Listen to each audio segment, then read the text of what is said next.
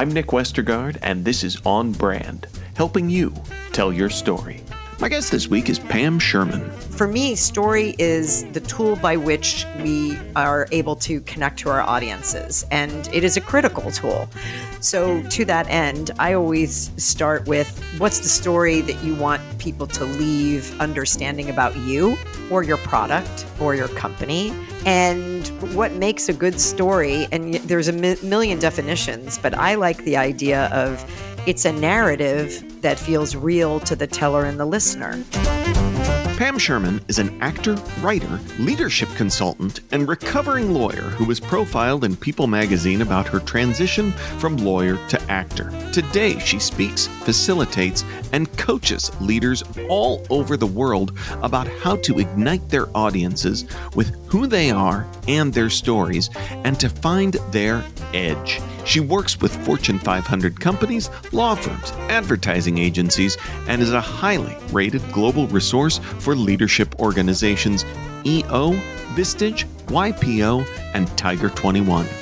My interview with Pam Sherman is coming right up.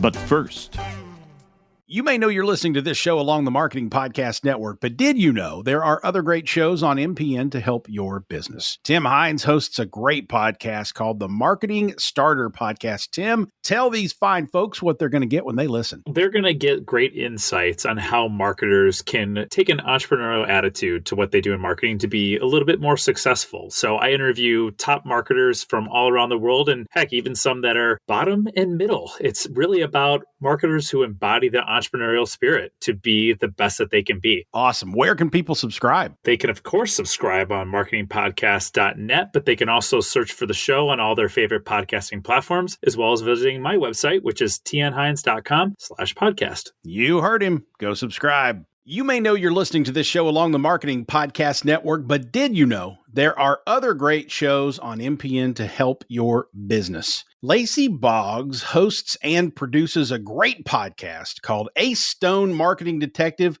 Little bit different than your normal podcast on MPN. Lacey, tell us what these fine folks will get when they listen. Ace Stone Marketing Detective is a fully scripted and produced fictional radio play that follows crack marketing detective Ace Stone as she bamboozles the bad guys and detects dastardly deeds in the marketing industry. The podcast is a funny, tongue-in-cheek look at content marketing, shady marketers, and suspicious marketing techniques online. And I think it's a fun new way to have a business podcast that proves that marketing can be playful and effective. Where can people subscribe to this thing? You can go to acemarketingdetective.com or find it in your favorite podcast player, or go to the Marketing Podcast Network. You heard her. Go subscribe.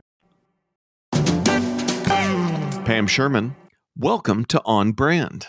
Thank you, Nick. Wow, she sounds great. Who is that person? Yeah, let me know if you've got an in with her. We'll.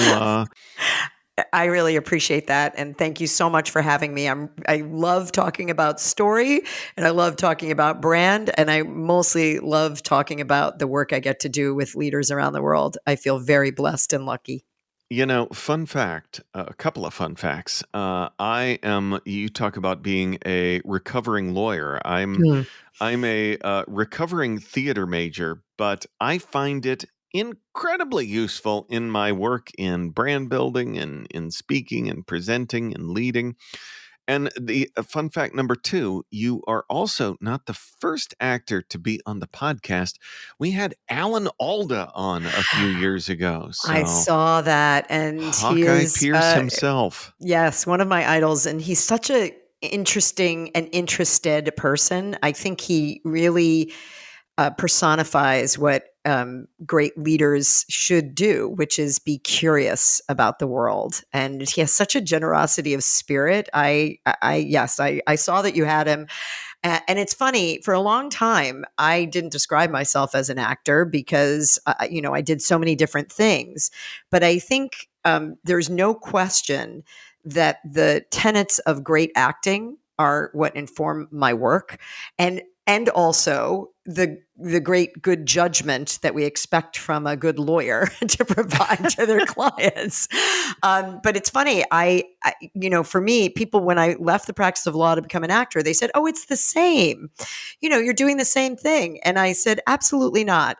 Lawyers are taught how to obfuscate or bend the truth to share the story that they need to tell for their client.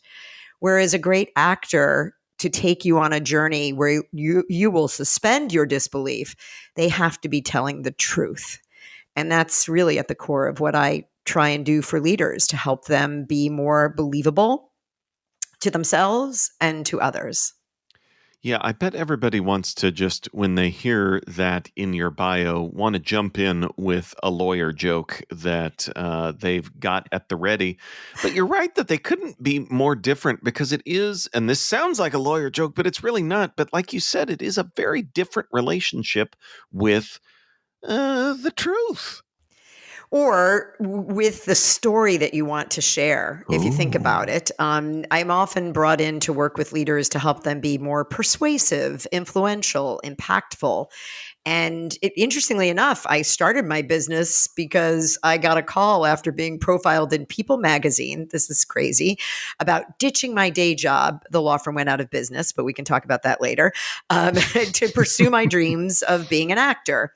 Like you, Nick, I was a theater major and international relations major at university. They didn't know what to do with me. And I got this call, and it's from the head of training at the Department of Justice in the antitrust division. And I mean, the funny thing is, I thought maybe she was trying to, sue a former client, or, but no, she had read People magazine, and she thought it would be interesting to bring me in as a former lawyer to help. And this is how I recall the story. Can you help me make my lawyers more interesting? And I said no, because they're antitrust lawyers. And their job is to basically persuade a judge to believe an econometric model, if you think about it. And then I started thinking, and was working with a playwright. We were writing a one-woman show together. And she said, well, why can't you help them do what actors do? To break through the fourth wall, to understand the through line of their story, and to understand that the messenger matters as much as the message. And that really has set me on my path to all of my work today. And yes, I get to work with lawyers. I work with a lot of marketers, which is fascinating, because marketers are always trying to prove the ROI, right? But they have to be able to do it as the messenger and tell a great overall story. Yeah. I'm still smiling thinking about that. Can you help me make my lawyers interesting? And I love that you said no, because I think that says a lot about your approach, and about what's important there too. So you talk a lot about igniting audiences around stories, whether they are marketers, lawyers. What are, story is something that I always joke about often at a conference where I'm there speaking about story, that it's not hard to find someone somewhere writing an article, talking on stage about story. And I feel like it's very buzzwordy, and I think it's kind of on all of us to try to make it as tactical and real as possible. So how do you get started with that charge of making story real and meaningful? Well, for me, story is the tool by which we move audiences. And I always like to say my whole through line has always been about story, whether that's as a young kid who wanted to be an actor on stage, who was moved by the stories that she saw in the theater, or even as a lawyer who always wanted to know the story behind the case. I didn't really care about the law. I wanted to understand, how did they shape it? What were the arguments that, came from the story that was part of that? So for me, story is the tool by which we are able to connect to our audiences, and it is a critical tool. So to that end, I always start with what's the story that you want people to leave understanding about you, or your product, or your company, and what makes a good story. And there's a million definitions, but I like the idea of, it's a narrative that feels real to the teller and the listener, where it's not a data dump or a list of things, or an explanation. Getting people to share something that feels like a story is really the start, don't you think? Absolutely. And, that's such a good point. And I love what you said in there about, it's what you want people to remember. And I think that the other kind of X factor in that equation is that that's also not an easy thing from the audience's perspective, because people are so overwhelmed with noisy content in this world that we find ourselves in. And that's why I think story is very much a tool of the time, because a lot of times we think, oh, it's about quantity. We just need to overwhelm our audience with all of the facts and stats under the sun that are going to help us make our case. But it's this simple ancient tool that we can use to kind of immediately plug into things that are going to help our audience remember and Well, stand out in their brains. I think the most important thing is we have to remember we are not who we are in a vacuum. We are who we are connected to others. And, that's what makes someone compelling. And I want to be in the room with them and I want to watch them, is that it's not about them. I mean, as an actor, we learn the very first thing we learn is and this is so odd given, the reputation of actors, it's not about you. It's about the other actor. You'll always hear, they were the best, most generous scene partner because they were listening the whole time. The other thing is that great story. I know when someone has told a great story, not by them saying, I told a great story, but when I ask the listener, did you hear a great story? What did you remember about it? What moved you? And so when we think about it, stories are just more memorable. And the beauty of this, Nick, and you know this, now we have all the cognitive behavioral scientists who have done all the work around story and why it moves an audience. So we have the proof points of something that we all knew to be true, but then the harder part is getting really facile and good at story sharing, I call it. So it's both story thinking, what's the story I'm going to share, and then story sharing, which feels to me more inclusive and bringing the audience together with you on a journey versus telling, which feels a little didactic and passive. Do you see the distinction? I really, it's one of those things that, as the saying goes, that you can't. I guess I heard it, I didn't see it, but I feel like I can't unsee that now because, yes, I give it to you, because I do get that distinction, and in other forms of media, we always caution against talking at people, and I think with that idea of storytelling, and especially when we think of using this as a leadership tool, that idea of story sharing and the ability to encourage a culture of story, those words and those definitions matter. They really do. And when we talk about culture within organizations, there's two things. One is, as a leader, what are the stories that you will share that will help shape the culture? And what are the stories that you want your people to share that will help cultivate the culture and then also cheerlead the culture externally so that people want to be a part of the organization?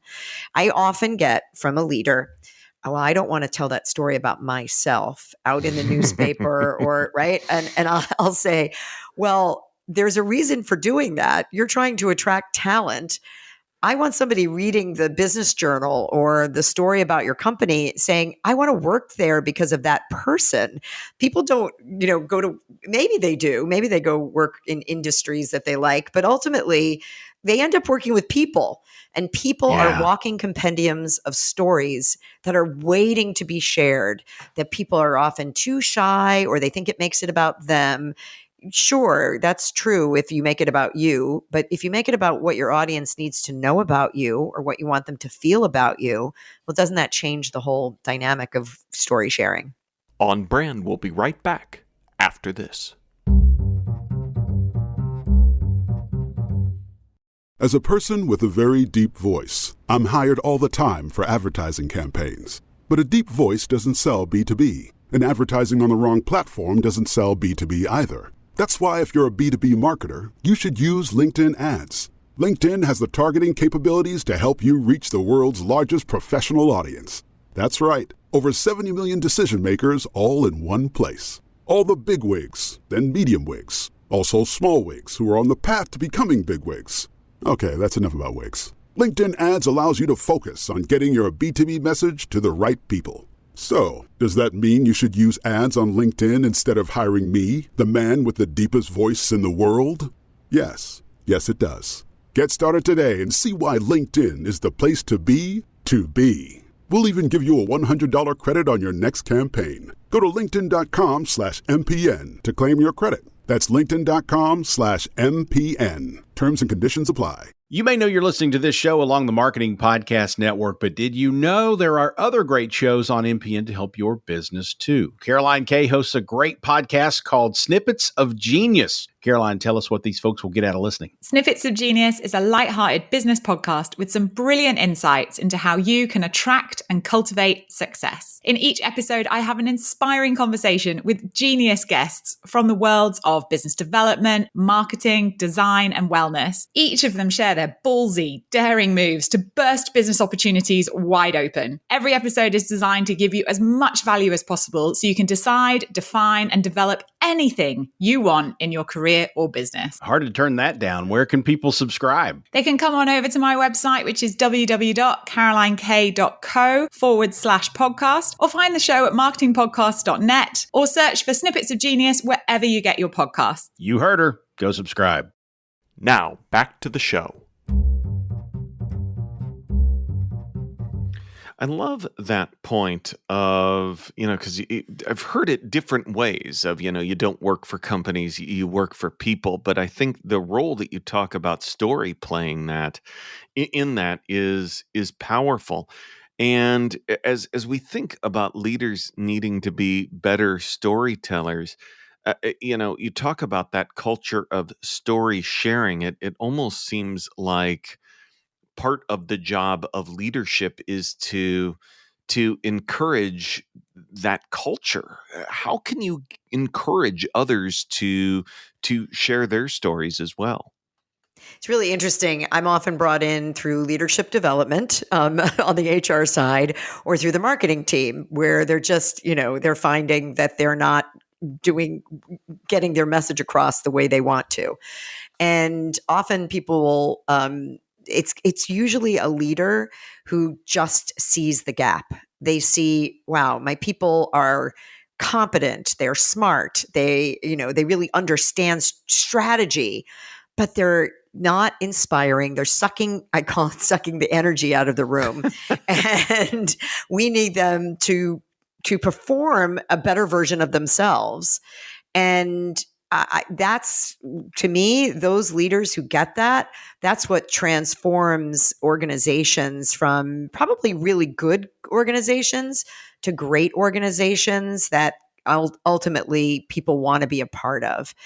And it's really interesting. I just, got off a stage working with 400 salespeople in a medical device company.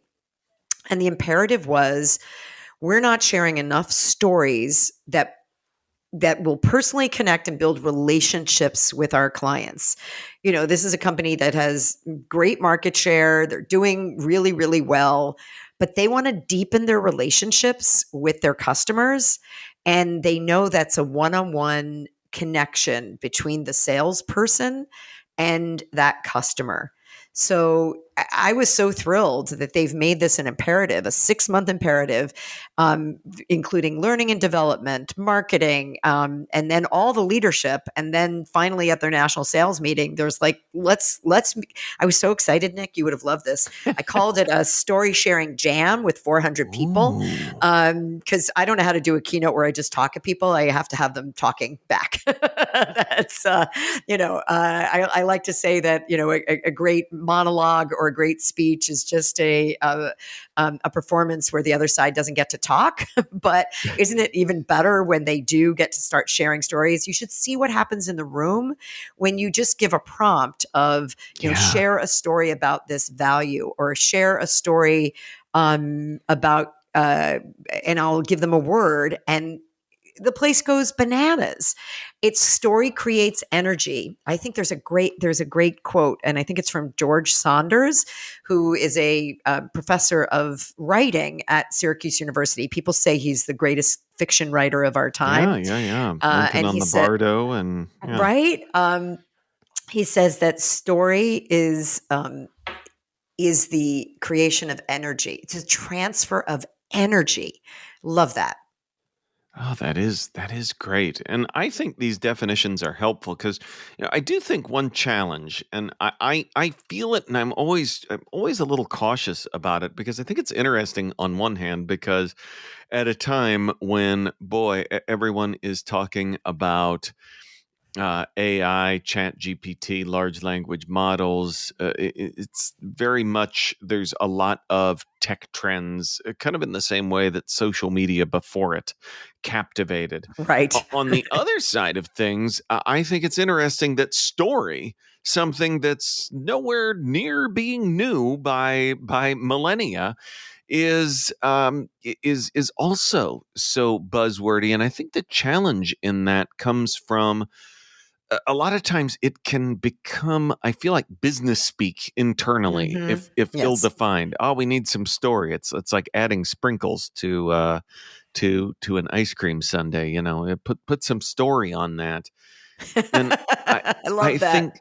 think that's challenging for employees to hear, just because stories can mean so many things. So I think these definitions, these ideas of creating, transferring energy, are so important to ground story in actual practice. Correct. I also think for me, story is about how can I grow my presence, my influence, my connection to my audience. So I make it a tool of leadership as opposed to coming in and starting with story, because I think they need to do some work before that. They need to know who they are.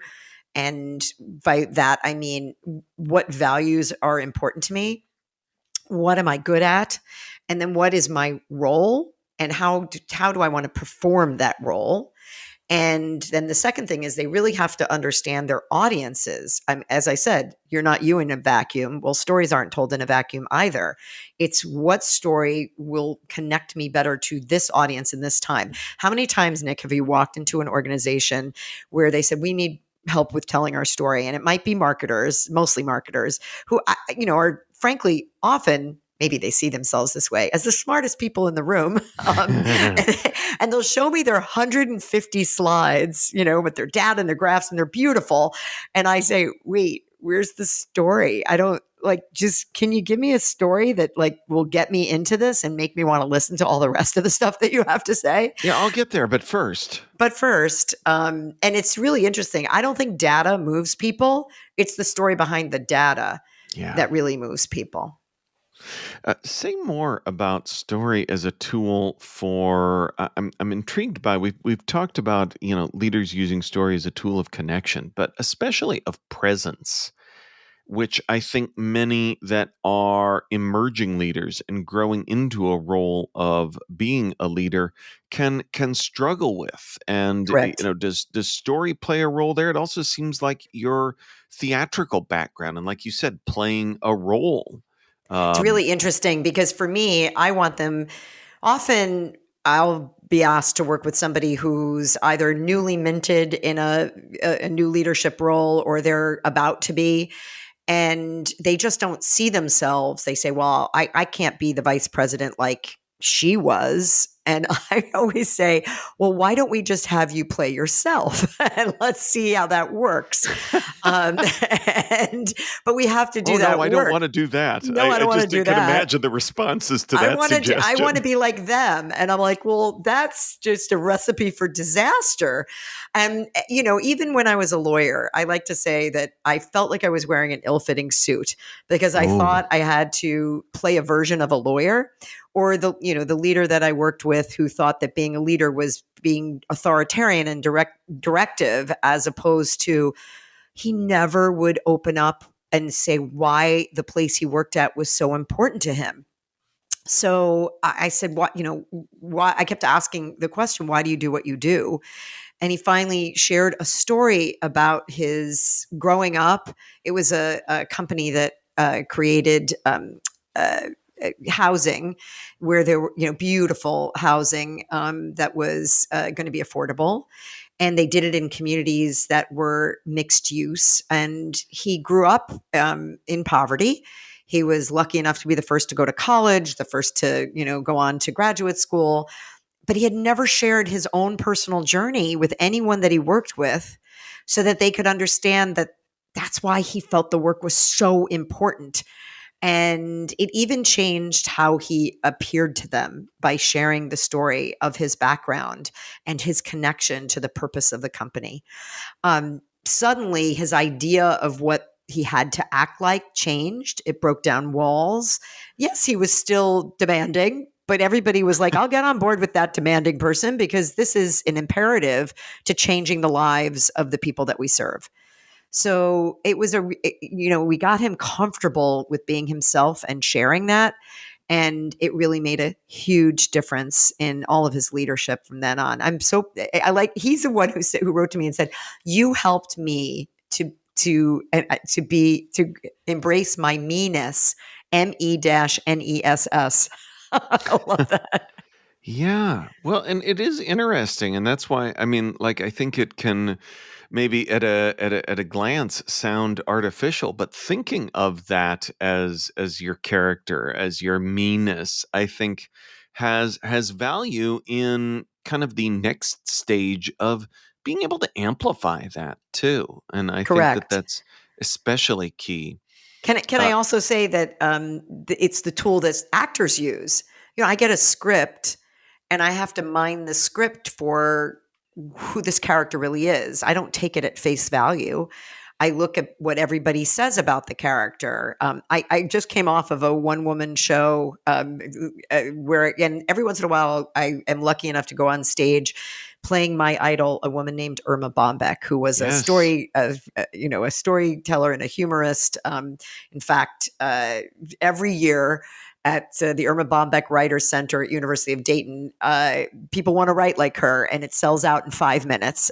Nick, it's unbelievable. So for people who don't know her, she was the most iconic columnist of her time, prolific in 900 newspapers. And she was also, unbeknownst to everyone, telling the story of women who worked inside the home and also was an activist for the ERA. So just a really unusual person her story needs to be shared over and over again. But I don't look anything like her. And I have to be believable on stage for an hour and 20 minutes by myself, taking people on this journey. And for me, that's taking on that role isn't about the other. It's about making me fit into the suit I have to wear on stage in a way that will be believable to the audience. I love that. And it also makes me think of my other holdover advice from theater for preparing for presentations is to practice in the shoes. So, so that you know what it feels like when you're there. Well, Pam, you've made me smile countless times in this conversation. It is now my pleasure to get to ask you for a brand that has made you smile recently. Well, this is so easy. I recently went on a 2-week 5-city tour around the country, and everywhere I went, I visited Nordstrom. It's an iconic brand. I literally was just going in to buy socks or whatever I needed, but I just like to visit it mainly because I don't live near one. I don't know if you're familiar with Nordstrom and their storied brands of customer service. Yes. And I have so many stories about Nordstrom, like the time my shoes were too tight when I was traveling and I went in just to look for a pair of shoes. And this guy said, well, let me expand, put your shoes. I was literally walking around barefoot in the shoe department. I said, but I didn't buy these shoes here. He said, I know. How brilliant is that salesperson to have a barefoot woman walking around the Nordstrom shoe department? I just find that when I go there, the customer service is consistent. It has been for its entire existence. It's an experience that always makes me smile. But the thing that made me smile the most was they actually turned off my credit card because they couldn't believe that somebody could be visiting that many Nordstroms across the country in a 2-week period. And my husband said, well, I like that brand. They're great. That is a great example. And it's also an example of it kind of reinforces everything that we've been talking about, because talk about building a culture of story, because they have, of course, a culture of service, but it is service that is so powerful, you have to talk about it. And the brand ambassador, me sharing this with you, they didn't that wasn't, as you said, it's not inauthentic. It's just the feeling they want people to leave with and the stories that you'll share when you're gone. To me, that's a brand is a promise fulfilled and a story that's waiting to be told. Ah, well said. And as we wrap things up, Pam, where can folks go to learn more about who you are and what you do? Thank you, Nick. You can find me at www.thepamsherman.com. On all social platforms, I'm thepamsherman.com because apparently there's another one. She's a fitness instructor. And when you see my picture, you'll know I'm not a fitness instructor. So you can find me there. I have a newsletter that comes out once a month. That includes throwback columns from 15 years of writing for USA Today Network, as well as musings around my work and hopefully making an impact with stories. Awesome. Well, we will link up to the Pam Sherman on our show notes at onbrandpodcast.com. Pam, thanks for being on brand with us. Thank you. On Brand is part of the Marketing Podcast Network. If you like what you're hearing, if we've made you smile, you can always listen free on Spotify, Apple Podcasts, or whatever your favorite platform may be. And please take a moment and rate and review the podcast to help others find the show. Until next week, I'm Nick Westergaard, and I'll see you on the internet.